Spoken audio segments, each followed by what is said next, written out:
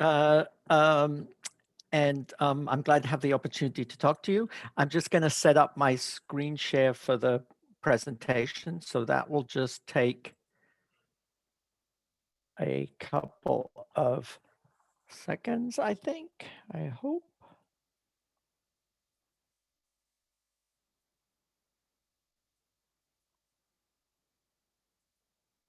Or more than that, if for some reason it's not working very well. It's working. There we go. Yeah, I see it. Excellent.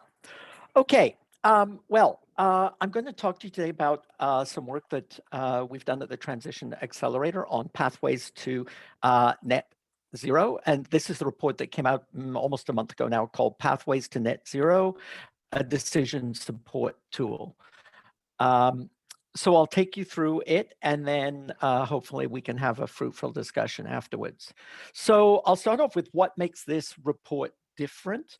Well, we think that it is primarily because we bring together two lenses to bear on the issue of moving towards net zero. Firstly, a transition lens, and secondly, an energy system lens. And I'll explain that a little bit more in a minute, what we think that brings to bear.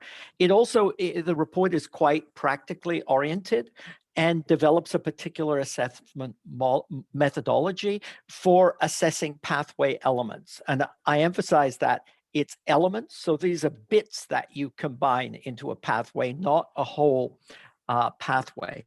And the report covers, at the moment, as well as kind of the general sections, there are sections on power systems, transport, buildings, oil and gas, mining, cement, and agri-food. And we're actively preparing more sections that will be released kind of in a 1.1 or 1.2 version, hopefully in a couple of months. So I'll start then with a transition lens. So essentially, these ideas are developed in a kind of branch of academic study called transition studies or sustainability transitions. And they draw inspiration from studies of large-scale socio-technical transitions that have occurred in the past. So think about things like moving from horse-drawn transport system to a system based around mechanized transport, or the electrification of society, or the rollout of digital technologies. These are large-scale changes that are both social and technical. They involve technical systems, but they involve all sorts of social, legal, regulatory changes as well. And the truth is, we've had a lot of these changes. So we actually have quite a bit of experience in how they take place. And so the idea is to draw some lessons from that for the movement towards net zero. So the first thing to say is that while we very often talk about this as an energy transition, or as a net zero transition, getting to net zero really requires fundamental adjustment or transitions in multiple systems of social provisioning. So it's not just about energy, it's about how energy is used in the agri-food system. It's about buildings and the way our cities are organized. It's about moving goods and moving people. So actually, there are a lot of different systems that are in movement and that we have to change. And that will become important in a second when we think about the policy implications, because these systems are rather different. So what are some of the things that we can learn from these earlier transitions, like the move from sailing ships to steamships, or the building of the railroads, or things like that? So firstly, these processes are, they often take decades, they're highly uncertain, they're dynamic in the sense that many actors and factors influence the outcomes. It's not just one inventor or something like that. They all involve major distributional conflicts, because there are winners and losers and arguments about how the new technology should be built out into society and who will gain from it in different ways. The state or government plays an active role. Often people say, oh, the climate change is different because it's about a social good, but all the other transitions we had, like railways and stuff like that, private enterprise drove that. Well, yes, they did, but the state played a critical role in every one of the major transitions. Who bought the first steamships? Oh, navies who were willing to pay 3 times more for the price of a ship so it could go the wrong way against the wind and shoot up the enemy. No railways unless you expropriate the land or grant the land to the railroad companies and so on. And states fine. So there are kind of strategic, economic and military reasons why they support these transitions. It's also true that new systems, think about the internet and digital technology, require a redefinition of property rights, and the state is the kind of custodian of property. And of course, various groups backing new technologies or new systems or opposing them reach in to try and get the government to change laws and stuff like that to support them. Very important transitions also go through kind of classic stages, long period where people are conscious of problems with the way things are being done and new technologies are trying to be developed, but nothing has gelled yet into how to actually do it. The costs are too high, business models haven't been developed and so on. Then you reach a kind of is often called the emergence phase. Then you reach a kind of diffusion phase where new technologies are rapidly being taken up. And finally, once a lot of the changes taken place, a kind of adjustment of all the other systems in society to the new arrangements and so on. This question of these phases is quite important in policy terms. So once we situate things in terms of net zero, and that really is a major advance that has taken place in the past year and a half in the Canadian discussion, but still percolating slowly through the federal and provincial governments and so on. It's clear that the issue is really about accelerating transition. It's about changing these major systems. Major systems, you think about transport or buildings or whatever, depend on fossil fuel inputs today. To get rid of that, you have to actually realize major changes in the way we get around and so on. So the policy problem is not about finding the lowest cost incremental emissions reductions, which is where the Canadian debate has been for 20 years, but it's about pushing the system, tipping a system into a new configuration that is better and low GHGs. And I guess the last thing I draw out from this transition lens issue is that each of these systems we're talking about has its own distinct dynamics, obstacles, and enabling factors for change. They're not all the same. So the focus needs to be on these specific sectors and on regions, because Canada is so diverse. It's as diverse as different countries are elsewhere, say in Europe. And because the obstacles to change, the policies have to also be different and focused on the sectors which are at different phases of transition and so on.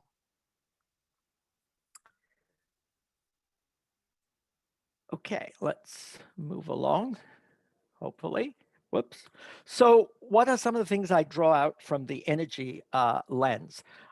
Well, the question really is to understand how does our energy system work today and what might it look like in the context of a net zero future? Because you can't really talk about pathways to the future if you don't know where you're going.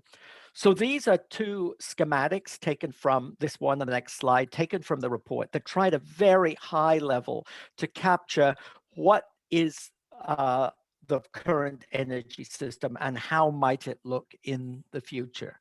So I'm not going to go all over this all, but basically what you can see at a glance from here is that fossil fuels dominate our end use supply at about 3/4.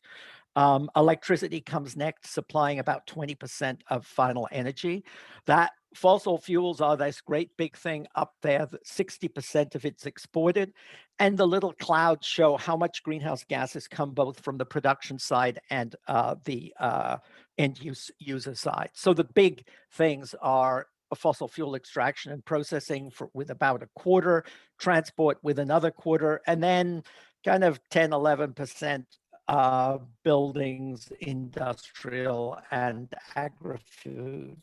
So there are a few things that are not on here. So waste isn't included and things like that, but it captures the big aspects of the current energy system, including the various inputs to electricity.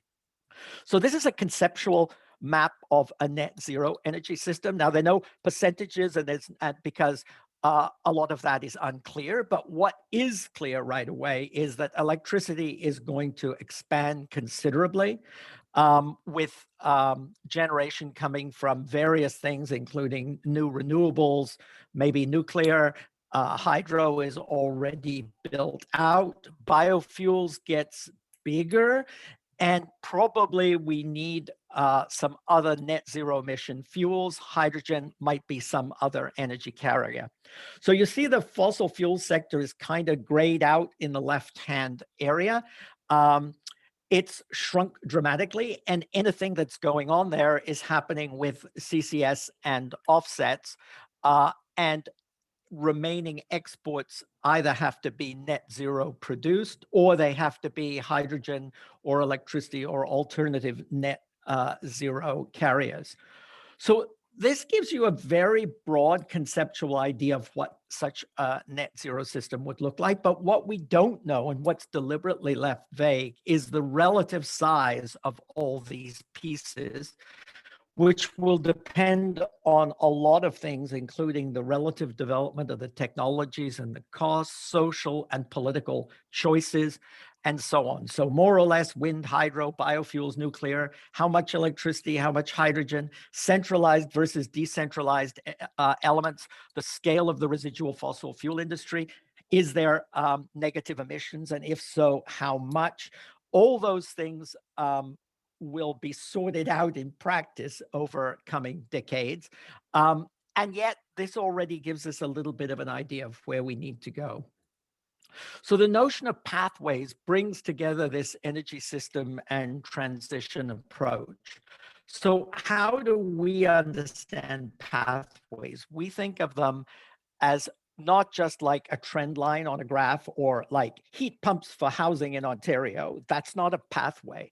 We mean the character, magnitude, and sequence of changes in technologies, infrastructure, business models, societal practices, policy and regulatory frameworks required to transform the system so it responds to social needs, including net zero. Now, it's quite important, that thing about social needs, and I haven't just put net zero, because these are big systems. They have many problems, many attributes. Think about the transport system or the electricity system. And they are changing independently of our concerns about climate change from all sorts of factors and pressures, and they have problems. And so as we reconstruct those systems, we should be aiming to solve those problems, make them as good as possible, as well as net zero. So pathways help to, once you've kind of got a bit of an idea of where you want to go, which visions help with, pathways show you how to get there. So they can map the scale and direction of change. We can identify obstacles, sequencing, robust elements that hold across multiple pathways. And above all, we can avoid dead-end pathways, which are pumping money and effort and time into things that look good right now, but can never deliver the movement to a net zero systems that we actually desire. And I just picked two kind of, they may be obvious examples. The first one is biofuels for light duty vehicles. So across Canada, we mix bioethanol into gasoline at between 5 and 9%, and beat our chests to say, wow, we're reducing climate emissions. This is total waste of investment. It's completely useless. There will never be enough corn-based ethanol or first-generation ethanols to power our vehicle fleet. And in any case, industry is already moving decisively towards electrification. So this is just a complete distraction, policies that support that. I'm not saying biofuels are no good, and there aren't areas where they may be important. On-farm use is one. Air jet fuel is another possibility, but they aren't the solution for cars and SUVs. Another good example would be carbon capture and utilization investment. There's some talk right now that Alberta and the feds will put billions of dollars into this. Well, that could be billions of dollars reasonably spent, or it could be a total waste if it's focused on reducing short-term emissions of oil and gas extraction to please external markets. Then that is just piling on investments that may well be stranded. If it's done to focused on hard to decarbonize sectors, perhaps hydrogen production, then investment in CCUS might actually be part of a viable pathway, not a dead-end pathway. So in this report, each kind of sector report has a kind of brief analysis of the current circumstances, obstacles to change, some of the disruptive things that are happening in the sector, options for decarbonization, other problems with the system, and then priorities for action and so on. And we also include a kind of table with a detailed assessment of elements that can contribute to systemic change. So this is just like a summary of the light vehicle table. I don't expect you to read it while I'm talking, but we just try and one-page capture what do we use light-duty vehicles for, how much emissions is, what are the decarbonization options, what stage of transition, where are we stuck today, other systemic issues related to air and noise pollution, traffic congestion, and so on, various opportunities, priorities for action, and so on. So we try to boil the big analysis down to something really kind of pithy summary. So for the evaluation tables, these are the criteria that we use. We look at the maturity of the technology or practice option, its economic viability now and anticipated social acceptability. Can it do the job it's said to be able to do? And its net zero potential. So by that, we mean, can it be part of a net zero world? Or might it be a necessary step to get to net zero, even if we jettison it later on? Or is it an accelerant of change? Does it do something that helps loosen up the whole system to moving forward? And then finally, we ask, are there stakeholders today who are willing to put out money and time and social capital to support that option? Does it have other side effects and costs? And what are the economic development opportunities? And on the basis of that, we kind of give a red light, green light, various shades of orange light to a whole series of technologies or approaches in these sectors. So here's the light duty assessment table. And again, I'm not going to run through all these cells or expect you to read them, but the report is there and I encourage you to look. But I mean, just for example, you can see here that we kind of keen on battery electric vehicles. It's green on the right-hand side, which is the final column about whether it should be a priority for society and government. Whereas ethanol blended with gasoline on the bottom right, you'll see it comes out as red. Don't waste your time and money on it. And we run through this for all the sectors. And of course, many of the judgments are much more nuanced or open. This is like, when I say we boil it down at the end, we really boil it down. This is the summary of all the sectors that we look at. And the little color, so it tells us what percentage of emissions they do. The little colored thing shows what stage it's at. Emergence basically means that it's not kind of ripe for full-scale rollout. Diffusion means that it's advanced. It's a question of deployment and kind of getting off our bums and doing it. This is the same kind of information put in another way. So if we look at these three stages, a sector like agri-food, we know particular things to do, but we don't really know how to advance the whole sector in a way that is applicable to farms and agri-food practices across the country. The contrast with some of these heavy industries and agri-food is something like power, where, let's face it, we know dozen ways to make electricity other than burning fossil fuels. The prices of those technologies, particularly new renewables, have dramatically come down. Canada is already 80% decarbonized. There's Alberta, Saskatchewan, and Nova Scotia basically to deal with, plus a little bit of residual gas elsewhere. That's well into the diffusion stage, followed next by cars. Buildings is kind of on the frontier, and heavy trucks, I'm thinking of here, are a little bit further back. So what are some of the key messages then that come out of the report? So firstly, we're talking about multiple transitions, not just energy. And that's really important because most Canadians, unless they're in the energy business, don't care about energy. What they care about is the services it provides. They want heating for their home, comfort. They want to be able to get their kids to school and take them to hockey practice or whatever.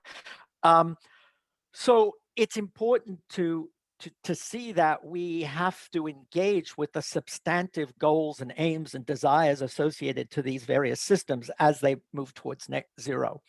So that is my second point. Pathways should aim to achieve multiple societal objectives, not just emissions reductions. From the policy point of view, some of the key things are the issue is system change. It's how to tip these systems into a new configuration and not incremental GHG reductions. If you take incremental GHG reductions to meet a target just at this point or that point, what you can end up doing is a lot of wasted investment, and you don't prime society and everyone else to realize it's not just about a little change to 2025 or 2030. It's about changing the whole system. And that's where we need to be thinking. Policy needs a sector and region focus, which I already mentioned, because the sectors are different and they're at different phases. And in Canada, the transition in Quebec is just going to look really different than it looks in Alberta or British Columbia. And we need to take that into account, not just because of their physical differences, their energy resources, but because of the configurations of business and the political traditions and culture of those regions. We need multiple instruments. A carbon tax is kind of a useful backstop, but it hits the whole economy. And that sounds good from a point of view of economic rationality. It's not how you accelerate system change, and has never been. So carbon taxing is fine, but what we need is diverse instruments tailored to the conditions of each sector. And these can be R&D and investment instruments. They can be regulatory instruments, and various other things, public education, infrastructure investment, and so on. And I guess finally, I would say that change requires a focus strategy. Canadian governments have loved to do a little bit of everything, spread it around, make everybody happy. That's not how the large scale change takes place. And I know governments don't like talking about picking winners, but changes in large scale energy systems have always involved focused investment and let's say establishing priorities, if we like. There would have been no railroads, no oil sands, no nuclear power in Canada, none of this stuff, unless actually government helped with investment, long-term financing, liability, and various other things. So I put here key sector priorities. Some of those, I think, have become implicit in what I've said so far, but we think the key distinction is in sectors that are ripe for transition. That's to say the basic technologies have been developed, the business models and social attitudes are beginning to change. We should do everything to, excuse the mixed metaphor, step on the gas. So vehicle electrification is the most simple, not because the only thing we need for sustainable transportation is EVs, because no, we need mass transit and we need people to walk and bike and we need to change our cities and all the rest. But even if we do all that other stuff, In 20 years, there will be millions of cars on the road, and they better be net zero emission cars.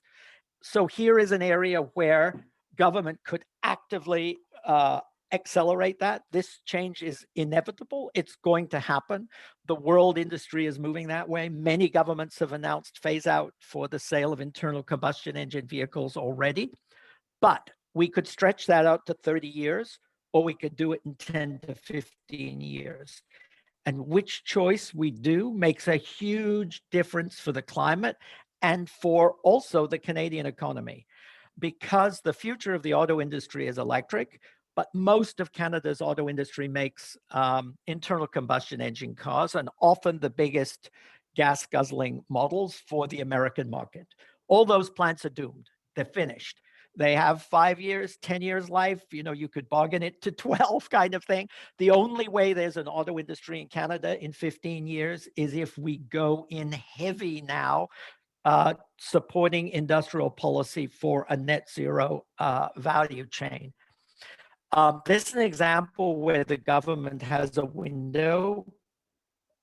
I don't know whether it's 3 years or 5 years or 6.5 years, but wait too long and we will buy that most of those vehicles. And one can say, oh, it's just some manufacturing jobs in Ontario, but the auto industry is so strategically connected to steel production, aluminum, glass, plastics, the chemical industry, but also increasingly IT and the digital industries. The next big thing will be automation and self-driving cars and connected vehicles. That's just on the cusp of starting. We won't be a player in that market if we don't have an electric vehicle, zero emission value chain in Canada. So that's a good example where get out of the gate now and go heavy, or, you know, kind of stay home and get left behind. Other sectors are really quite different. So think about aviation. Yes, aviation emissions are serious, but they're, you know, even pre-pandemic now, because they got a kick in the teeth, but, you know, they're 1% of global emissions, and Canada is not a big aerospace producer, and the technologies are not so ripe yet. So don't rip your hair out about that. Separate the things between the things we can do now and do them fast. And they will actually show the investment model works for decarbonization. They'll build momentum for the other sectors. So power, decarbonize the power sector, decarbonize personal transport, and buildings also we can make quite a lot of progress on. And then other things need more experiments, more R&D, more investment, and they'll roll out at a slightly later phase. But hey, look, if we could kick the 13% emissions off personal transport and the production emissions from the oil sands related to that, we'd have done a great chunk over the next, 10 years. Let's see if I have anything else. Well, going forward, just to say, this is an ongoing project for us. We're adding other sectors. We're doing outreach to stakeholders. We will be introducing probably some kind of scorecard for assessment of what's been done so far and update it from time to time. So we know the analysis is incomplete. We're sure there are mistakes, throw bricks at us, but the idea is that we kind of want to push the discussion in as concrete a way as possible. So that's it for my presentation. Thank you. Thanks, James. Okay, I am here to facilitate questions. So raise your hand by putting a star in the chat, and I will take stacks. So I see Kat has a question right off the hop here. Go ahead. Thanks. I'm actually delaying my joining my next call so I can ask you this question, James. Okay. Thank you. That was really helpful. Could you just say who you're from? I'm sorry. Yeah, sorry. I'm Catherine, or Kat, with Climate Action Network Canada. Okay. Yeah. Okay. Cool. So I'm curious, like, just on this note about assessing priorities. You know, a part of the information we can use to assess priorities is the viability, like, you know, the criteria that you've set out, many of which are really helpful, particularly when a technology is far enough in development that we have that information at our disposal. I'm curious if you guys did any thinking around the other kinds of frameworks that we need to help us with that priority setting. And specifically, I want to ask you about carbon budgets. So we don't have any carbon budget framework in Canada. There are other jurisdictions that are really using the carbon budget framework to help give them the context they need to set their priorities. Like, okay, there are a series of options we might be able to pursue in the transportation sector.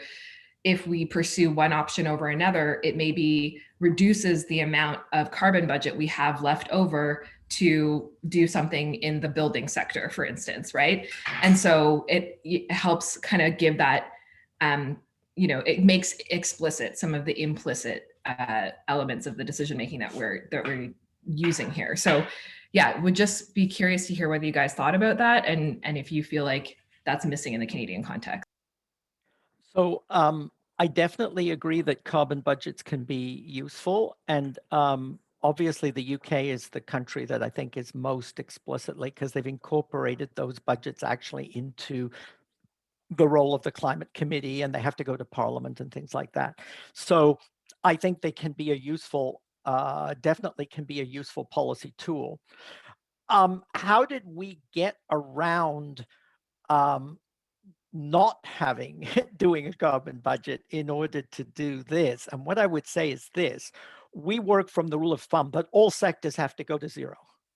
So we don't start from the thing everybody can try and hang on to things and then get as much offsets that they can get from someone else, because by the time you get to net zero, there aren't any offsets to get to anywhere else. So the goal has to be all sectors should squeeze out emissions as far as they can possibly go. And as we get nearer to net zero, and as time goes by, a lot of issues about negative emissions will have been clarified. We'll know what technologies pan out, what don't pan out, what the risks are, what the costs are. And then that will also put us in a better position to make those kinds of trade-offs where you're saying, oh, well, we can get the electricity.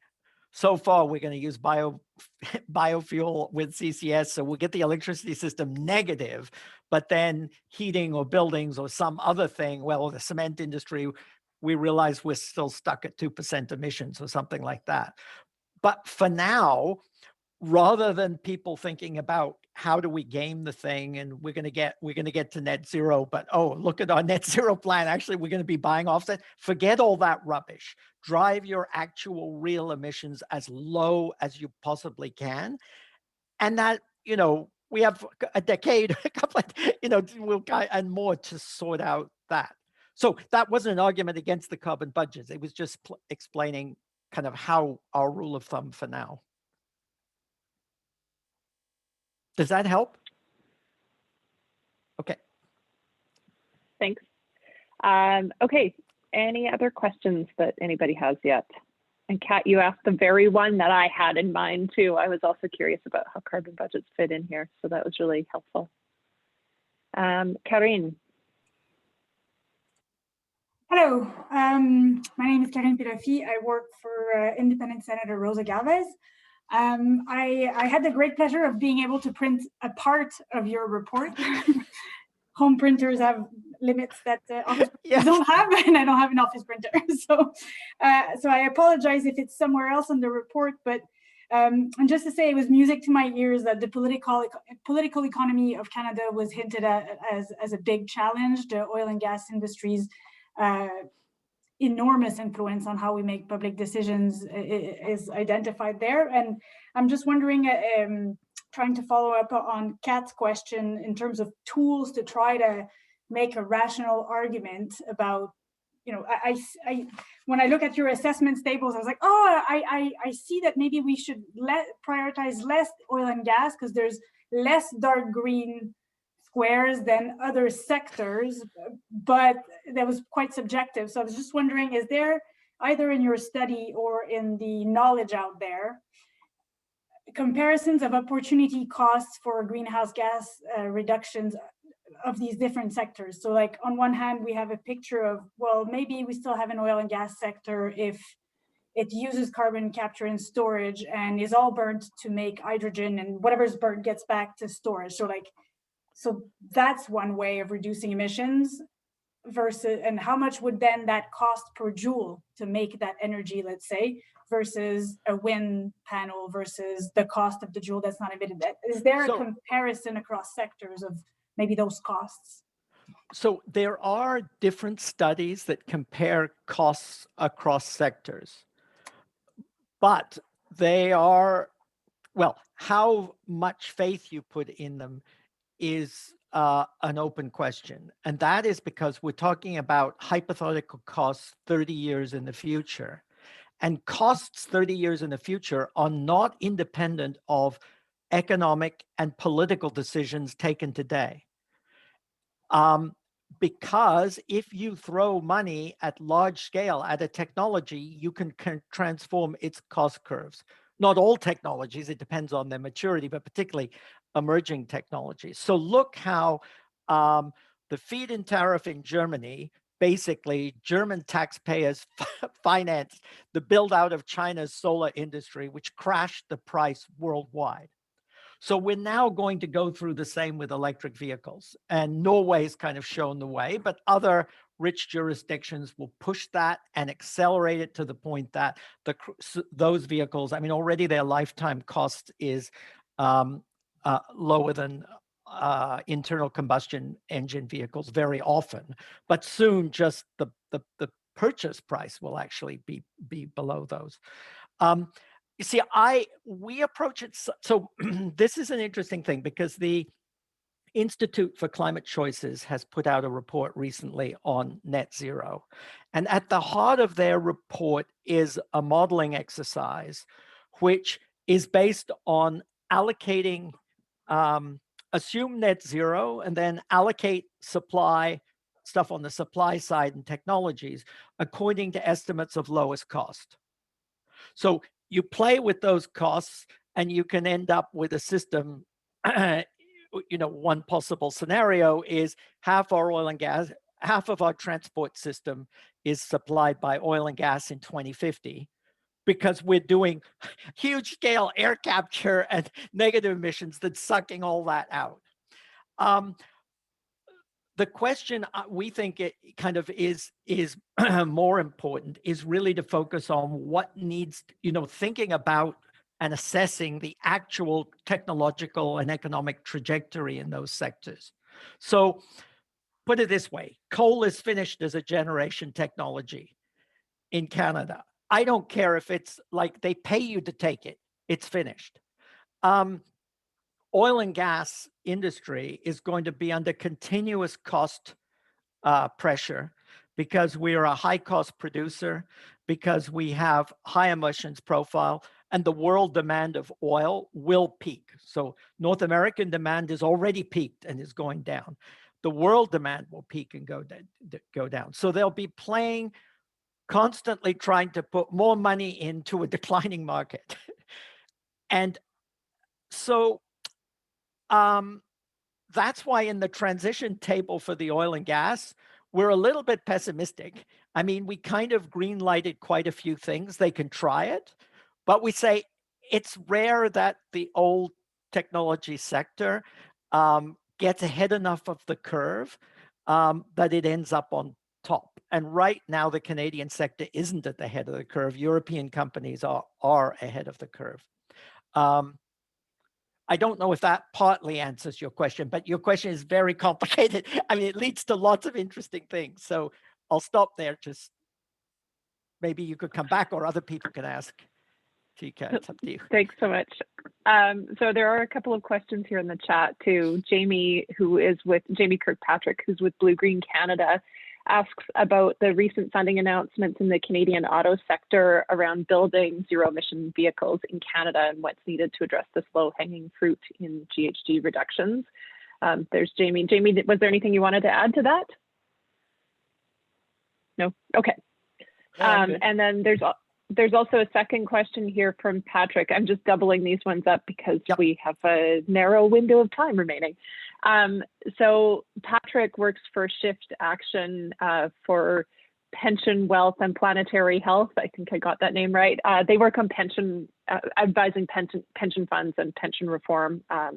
So lots of finance stuff. So Patrick's asking about financing the transition, because what gets financed gets built. How can we leverage private capital, such as banks, pension funds, insurance companies, and other asset managers to shift finance away from dead ends or low likelihood solutions and into the solutions with the fastest and most scalable carbon reduction impact? Great questions. So I'll start with the auto one then. So there have been a couple of announcements which I think are positive about inward investment to Canada in the electric vehicle sector, and possibilities for a battery plant or one or more that are being looked at. And the Canadian government is kind of encouraging these things. But still, I would say, is essentially passive vis-a-vis the large American multinationals, American in particular. So Canada traditionally has maintained its share in the auto industry and adapted its policy basically as free trade and NAFTA and so on came and went. But we basically waited for the auto companies to say, oh, we're thinking of building a plant, but we'd love to have some support. And then they shell out $300 million for a plant or something like that. Because we are now in the disruptive, transformative phase in this industry, that isn't going to cut the cake sufficiently. And that's because companies are basing their cutting edge manufacturing capacity, the new plants they're building for 30 years in the future, the battery plants, the R&D, either close to the corporate headquarters or in the biggest mass markets like China and so on. If we want a bit in there, we have to kind of take a more active role. Now, Canada is really well positioned. We have the whole supply chain, basically from strategic minerals through electrochemical industry to manufacturing to IT. We've got it all, but it needs to be pulled together. So actually, I'm working with a bunch of the Accelerator is working with Electric Mobility Canada and a couple of other things to set up a new supply chain organization that takes everybody interested in zero emission vehicles, from NGOs to mining companies to right through to the IT sector and stuff like that, and to set up such a group in order to accelerate this change. So Jamie, I don't know if that completely answers, but that's a beginning. Wonderful. No, that's great to hear. I obviously have lots more questions, but I'm going to. Yeah. So by the way, just let me put a pitch. Anyone you can email me afterwards if you want to, continue the discussion or ask other questions. So, and then the next question was on investment. So I think one thing that is really important is we actually get out there and discuss what are the perspectives of these pathways in a more strategic sense, rather than just, what's the cost point today, and therefore it's going to capture some, X% of the market. I've used these poor ethanol people as a whipping person. But I think it really makes the point, because it may well be that ethanol, if you look at it, the dollars per ton look quite favorable compared to doing something crazy like build a hydrogen plant or build it. But the point is, it's not about the cost per ton now. It's about the investments will tip the system, which will therefore be in a better configuration and be net zero and ultimately be cheaper too. But how do you communicate? Communicating that to the investment community is really important. I'm doing a webinar next week with the Institute of Directors, and I'm doing another one with some other sustainable finance people. But you guys can help communicate that too, so that and I think the net zero thing is really important. Set it in the framework of where we need to go, because if it isn't working that way, you're going to have to tear it up in a decade or whatever. Maybe you'll think this is unfair, but the finance people and the venture capital people always say, we're at the cutting edge. You got to get us because we make it happen. And that's true. But actually, they come late. Like someone has put 25 years into building a new technology, developing an option before they will actually bail in.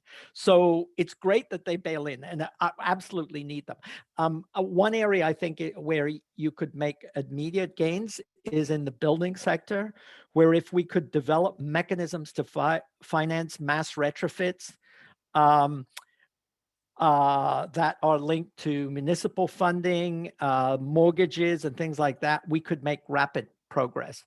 But the existing model where the government puts a lot of money aside and says, oh, apply for $8,000 to renovate this or this kind of thing, is completely, it's pointless. You waste a lot of money. It doesn't get it done. What we need is systematic thing where districts or neighborhoods are done, where a bank can put 600 million into building condo retrofits or something like that. So we need to design instruments as well as regulation to push people in that direction. I'm looking at the clock, James. I know we had aimed to wrap this up about in about a minute, 10 to oh, 1. I thought we were on 2. the hour. Well, we try to give ourselves a little bit of buffer time on the end of each call, but I am going to let it go just a little bit longer, partly because I have a question for you that I am really curious to hear you respond to. There was a point in your presentation where you were talking about exports. A lot of the way that we think about net zero planning is within a domestic context, but so much of Canada's emissions footprint actually occurs offshore. Can you talk a little bit more about that? Like, how is your thinking incorporating what happens domestically, or parsing out what happens domestically versus what happens internationally, and how we, advocate for a justice frame, I guess, toward what we're trying to do that incorporates both levels? Yeah, I mean, I think that Canada's movement to net zero is to some extent linked to the fact that we can say the whole world is moving towards net zero. It doesn't mean we all have to move at the same rate. And of course, I would agree with you that we would argue that the rich countries, for all sorts of reasons, have to kind of step out fast. We've got more resources to do it. We probably have more historical responsibility for emissions and so on. But politically, it's not going to be tenable. And if everybody else decouples, but I don't think they will. And I think in that sense, it's very positive. We are moving towards a global net zero. Now, you're probably thinking particularly the oil and gas sector. It's very hard to directly confront that sector and simply pass a law to saying all fossil fuel extraction will be phased out by 2035. I don't believe that's the way it's going to work. But what we can do is increasingly push that any fossil fuels activities that do take place have to be in the context of a movement towards net zero. And I think in the report, we actually say all investment, public investment in fossil fuels in the future has to be taken, there should be no investment unless it's in that context. I think it's, there are things that we will probably be using for fossil fuels for in the future. So there are material uses, there are chemical inputs, but whatever it is, it will have to be coupled with emissions control and probably negative emissions approaches to some extent. But you see, for me, I guess, Tika, the most important thing I would say is destroy the demand for petroleum. And, yes, it's okay to it's fine to block pipelines and push up regulatory costs for oil companies and demand environmental cleanup. But attack the demand for oil, and you will change not just the extraction figures, but you'll change the political clout of the oil industry that first questioner or second questioner who's the screen's all shifted around, so I can't, not sure who it was, but she made some reference to the political economy of it. When oil is no longer used by Canadians, every day to fill up their cars, it's going to change perceptions enormously. Hence, another reason to go back to my electrification of transport point. Okay, there are a couple more comments here in the chat, and then I think I'm going to wrap this up because we are trying to end just a little bit early. Yeah. So Tom Green at David Suzuki Foundation is asking about how to account for some of the material, embedded energy, and logistical challenges in these pathways. Things like supply chains, looking at the facilities to manufacture batteries for ZEVs, having the energy and equipment to extract and refine the lithium, and all that sort of thing. So just wondering how you accounted for that. So the key answer to that is you have to actually do this sector by sector. And that's why I said all sectors have to trend towards zero emissions. So the mining sector, smelting and material processing, there are technologies that can dramatically reduce emissions, and there are others that we don't have yet, but we know kind of where we have to go to develop them. In mining, a lot of it's about the processing. It's moving huge chunks of rock from one place to another. Breaking it up. I mean, that hasn't changed since, 1600s. Take hammers and smash it up. Okay, now it's electric. Now it's, diesel-driven equipment. So there are dramatically new mining processing technologies that could be applied, where you actually do deal with the material underground. You don't move nearly as much. You treat it in different ways. But each of those things, the battery manufacturer, each has to be done. But I know some people use these things as a reason to say, electric cars are bad because the batteries are polluting, or Alberta still has coal on the grid, so what's the point of electric vehicle? The point is to push that system to change as fast as possible, and then simultaneously work on decarbonizing the power sector, decarbonizing mining, decarbonizing the transport of things from one place to another in trucks, and so on and so on.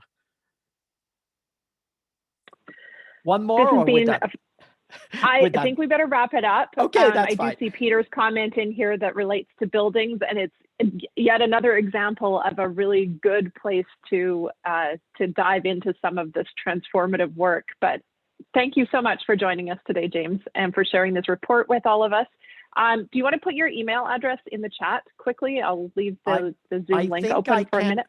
I cannot. Because my screen is frozen and I'm about to crash. So, but maybe you have my email, I think.